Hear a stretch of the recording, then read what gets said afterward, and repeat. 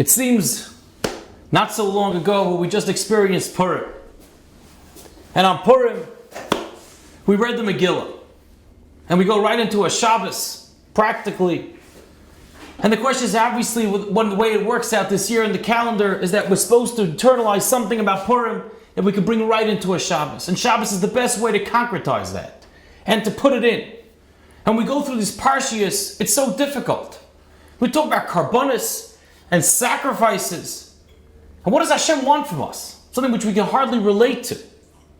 What is this element of sacrificing, of giving for Hashem? Hashem doesn't need animals. He doesn't want to slaughter things for no reason. But one basic idea is that we have to give of ourselves, and instead of giving up our lives, perhaps for keeping a distance to God, performing some iniquities, some averis, some transgressions, we connect further. So we give an animal, so we do our vidui, and we do our confession to Hashem, and we show our remorse, and we become a better person. The Jews, when it came to the Megillah, if you look at the contrast between Mordechai and Esav, you'll see something astounding. Esav was a barber, and he became the second in command. Achashverosh was a stable boy, and he became the head. And their insecurities led to such purported illusion and fantasy throughout the Megillah that it's mind-boggling. Let's just take Haman. Haman, he had everything going for him. But yet everywhere he went, he just saw this image of Mordechai not bowing to me. Everything that was success in life, he couldn't taste the success, he couldn't feel it. He couldn't be by happiness, with simcha, with joy. Because this Mordechai refused to bow to him. Who cares about some Jew? You have millions of people under your control. You could do whatever you want. The most powerful empire in the world, and you were second in command. You care about one little Jew. Skip a good few years. Achashverosh now asks someone early in the morning, he says, what should I do with this person that I want to honor and I want to thank him? He says, oh, he's for sure thinking about me. Why would Haman think that Achashverosh is thinking of talking about him? Could you imagine if President Obama would turn over to Vice President Biden and say, I have a person I really owe a lot of thanks to. What do you think is a good way to repay his good? You think Biden would start thinking that he obviously means me? Who talks to the person as advice of how to honor the person?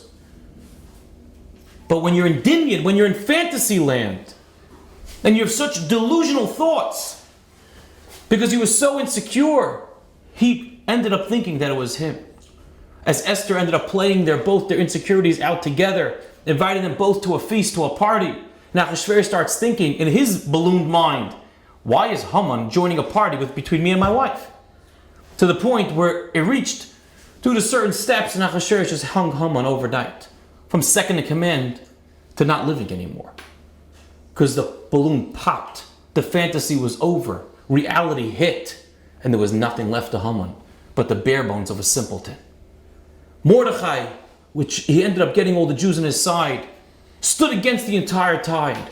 Because he was reality, he was emes, he stood for something which was real.